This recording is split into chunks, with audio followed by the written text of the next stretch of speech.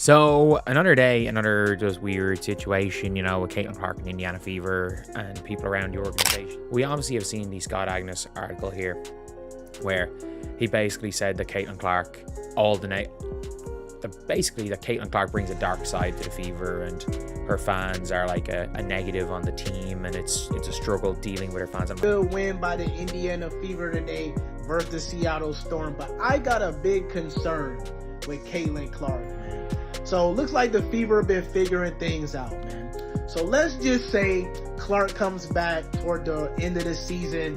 Fever do their thing in the playoff. Let's just say, for the sake of my argument, the Fever win the championship, man. With Caitlin Clark having missed pretty much most of the regular season, would this championship not hold that much weight? Because I can already see the haters saying she missed most of the... Are the Indiana Fever really about to ship out the phenom who single-handedly turned empty seats into stampedes? Overnight, whispers have morphed into a roaring storm, hinting that Caitlin Clark could be on the trading block. Ticket sales, television deals, even the league's future hang on one decision nobody saw coming. Stay tuned. The real story is just getting warmed up. He was like, there are some people that are not here for basketball, not here for the Fever, but are only here for Caitlin Clark. It's like, if you're a fan of a player and you're here for the basketball and you're there watching games and everything, you're a fan of a player playing basketball. I don't see there's an issue with that.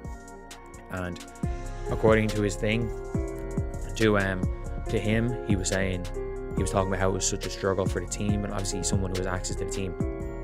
And he mentioned that basically that Caitlin Clark brings a dark side to the Fever, and her fans are like a negative on the team, and it's a struggle dealing with her fans. I'm like, dude, like, if you think Fever fans are bad, you should see Paige Becker's fans on Twitter.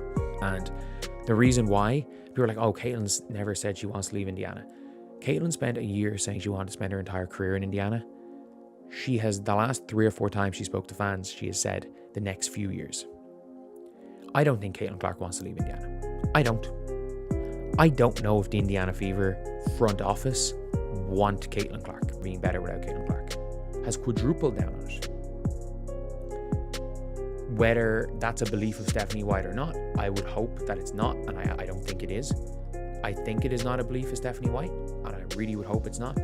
Fever posted this about Caitlin Clark to give the official what is going on with Caitlin's injury. So they said Caitlin Clark underwent further medical evaluations earlier this week, which confirmed that no additional injuries or damage was discovered. Clark will continue working with the medical team on her recovery and rehabilitation, with the priority on her long-term health and well-being. There is no timetable available for her return. But I do think it's interesting that ESPN has listed August 12th as a possible return date for Caitlin Clark. But the internet noticed something specific that Holly Rowe had to say on the broadcast. Holly Rowe said that before the last return after a quad injury, she had...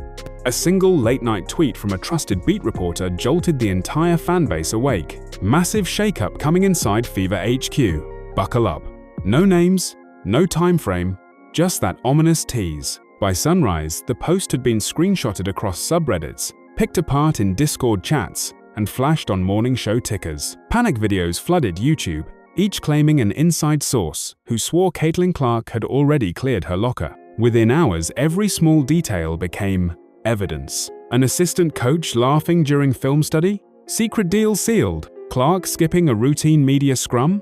Boarding a flight? Even a harmless TikTok of teammates dancing was recaptioned as a farewell party. Mainstream outlets, desperate to keep up, began quoting anonymous whispers of anonymous whispers, turning speculation into a runaway train. Vegas sportsbooks quietly shifted the Fever's odds, and that subtle move only stoked the blaze. Yet one question refused to die. Why would any franchise risk trading the rookie who filled empty seats overnight? Insiders insisted the answer was buried in revenue spreadsheets, not rumor threads. Those numbers, and the envy they sparked, were about to drag the conversation from gossip to cold financial reality. The next revelation would prove even harder to ignore. Even before draft night, analysts were running numbers on what Caitlin Clark might do for the Fever's bottom line. But reality still shattered the projections. Opening night sold out in minutes, pushing average attendance from 4,000 to 17,000. and forcing the arena to reopen long-dormant upper-deck sections. Downtown hotels filled like it was a football weekend, rideshare prices surged hours before tip-off, and local bars charged cover just to show the game on television. National networks smelled an unexpected windfall and renegotiated mid-season broadcast deals, doubling ad spot prices in the process. Clark's jersey outsold the entire league's merchandise from the previous year, and brands that once treated the WNBA as an afterthought suddenly battled for exclusive partnerships. All that cash, however, created a lopsided spotlight. Teammates who had spent years on modest contracts now shared a bench with a rookie, pulling in endorsement millions before her first paycheck cleared. More money meant more eyes, and more eyes magnified every bruise. Hard fouls turned viral within seconds, fueling talk show debates and petitions demanding better player protection. Ownership loved the revenue spike, but worried the golden goose might fly if resentment kept building. With profitability rocketing upward and locker room tension following close behind, the franchise faced a brutal choice: keep riding the cash wave, or trade the phenomenon. While her market value is sky high and the team chemistry still salvageable, whispers of a trade were nothing compared to the whispers inside the locker room. Veterans who had carried the Fever through lean seasons suddenly found themselves playing second fiddle to a rookie who could not walk 10 steps without a camera flash. Practice scrimmages grew chippy, elbows a little higher, screens a little harder. One afternoon, a routine drill erupted into a shouting match over who deserved the final shot, and the coaches ended practice early to cool tempers. Across the league, the mood was no kinder. Opponents turned every matchup into a statement night. Wall-to-wall traps, designed not just to win, but to humble. Post-game quotes dripped with backhanded praise. She is talented, sure, but needs to learn respect. Social feeds amplified every nudge and stare-down, fueling memes that painted Clark as both savior and target. The more the spotlight followed her, the more rivals bristled at the idea that one rookie could overshadow years of grind. Money only sharpened the split. Clark's endorsement checks dwarfed some teammates' entire salaries, and commercial flights suddenly felt even tighter when the person in the window seat was headlining national ads. Security details, VIP entrances, six-figure side deals, each perk reminded veterans of promises the league had yet to cash in for them. Quiet frustration seeped into on-court chemistry, corners cut on defense, hesitant passes in crunch time, as if everyone were silently asking, "Why should I feed the highlight reel that leaves me out of the frame?" Tension breeds contact, and contact breeds bruises. By mid-season, Clark's stat lines looked heroic, but the ice packs on her legs told another story. Hard fouls trended nightly, and one hip check sent her crashing into the scorers table, sparking a league-wide debate about player safety. Those hits would soon add up to something even scarier than jealousy, an injury cloud that could change everything, especially once money and pride collided in the most public protest the WNBA had ever seen. The whispers turned into gasps the night Clark crumpled after a hard bump at mid-court. Trainers rushed in, cameras zoomed, and the crowd fell silent as she hobbled off clutching her quad. Official updates called it day-to-day, but insiders murmured about lingering groin pain and a timetable that kept sliding. Every missed game fueled a fresh wave of panic. Without their ticket-selling star, could the Fever still pack the house, or would empty seats return as fast as they vanished? While she iced her leg, another storm brewed off the court. At the All-Star break, players arrived in matching protest tees that read, "Pay us what you owe us," a pointed jab at salaries dwarfed by Clark's endorsement haul. Social feeds erupted with side-by-side graphics of million-dollar ad deals versus five-figure player contracts. League executives tried to spin the shirts as healthy dialogue, but the message was clear. The locker room resentment had spilled into prime time, and fans were choosing sides in real-time comment wars. Sponsors watched nervously as headlines flipped from glowing rookie profiles to labor rights manifestos. The Fever front office weighed the optics of resting Clark until fully healed against the risk of sponsors fleeing if she stayed out too long. Each practice report became a mini press conference, and even opponents began to whisper that the team might sell high before the bruises turned chronic. With every icy wrap and every salary cap graphic, the question sharpened. Would the Fever cash in their golden ticket while her value remained sky high, or gamble that she could heal mend fences, and carry the franchise for a decade? The next call could rewrite more than one team's future, and rival GMs were already drawing up wild trade pitches they hoped would become reality. Phones across the league have been lighting up at odd hours, each general manager pitching the blockbuster that will tip the balance of power for a decade. One executive joked that his toddler learned the phrase "protected pick" before potty, because calls never stopped. The guiding principle is simple. If you can afford her, you call, and if you cannot, you still call just to say you tried. The New York Liberty lead the rumor board, armed with a treasure chest of future first-rounders and the lure of the biggest media market in basketball. Las Vegas circles close behind, whispering about a super team pairing Clark with Ajar Wilson to turn every game into a primetime spectacle. Phoenix, desperate to reignite the final chapters of Diana Taurasi's career, dangles, pick swaps, and an ownership group willing to throw in private jet perks most franchises only dream about. Every proposal counts dollars as much as talent, because Clark's arrival would spike ticket sales, regional sports network fees, and sponsorships within weeks. Crunching the math is dizzying. A package of high lottery picks might look fair on paper, but no rookie class guarantees the instant revenue Clark prints every night. Even if the Fever secured a historic haul, they would hand another team a ratings bonanza the minute papers are signed. That reality forces rival owners to sweeten offers with hard-to-measure assets like international streaming rights or a share of local merchandise profits, the kind of currency that rarely moves in traditional trades. Whichever idea rises from rumor to reality will ignite more than a roster shuffle. It will test how much fan loyalty can bend before it breaks. If the trigger is pulled, jerseys will burn, hashtags will trend, and the league office may scramble to contain a backlash unlike anything it has faced. And that fury is exactly what our next chapter unveils. News of a possible trade hits social media like a shockwave.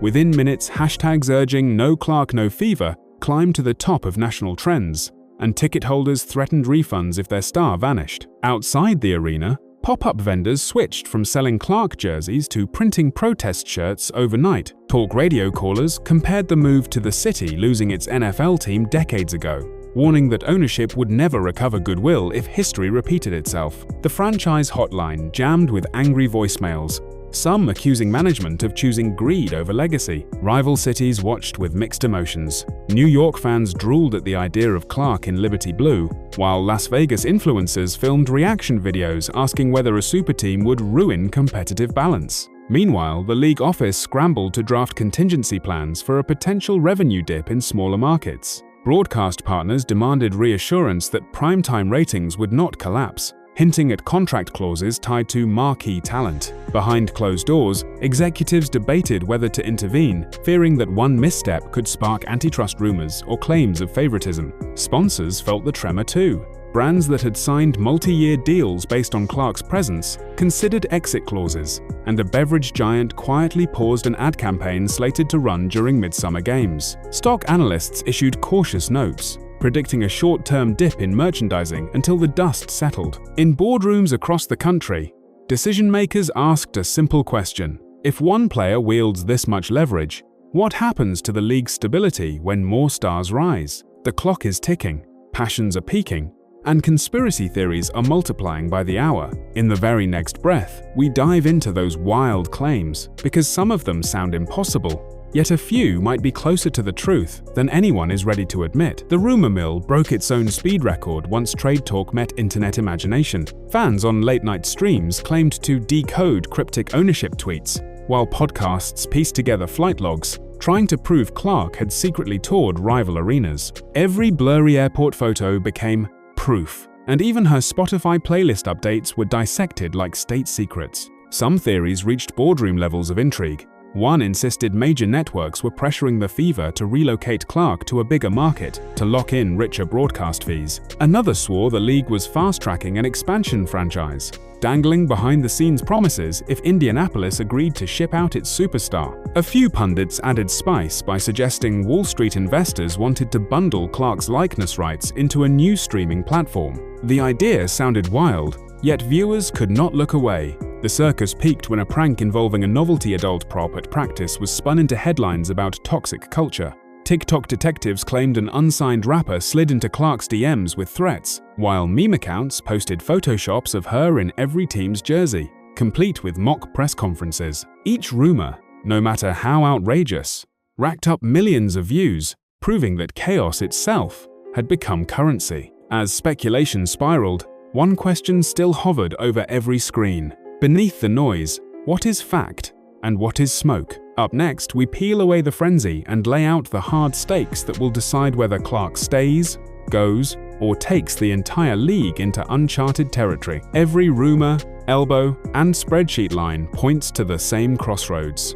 One rookie's gravity now bends the entire league. Trade her, and the Fever hand a rival the keys to an instant empire, while risking a fan revolt that could echo for years. Keep her, and locker room tension, mounting injuries, and pay gap resentment threaten to crack the foundation from inside. Either path reshapes how the WNBA values talent, money, and loyalty. The bigger question is whether any single franchise, or even the league itself, can contain a spotlight this bright. If Clark stays, can the Fever evolve fast enough to match her orbit, or will constant strain pull the team apart? If she moves, will sponsors chase her and leave smaller markets gasping?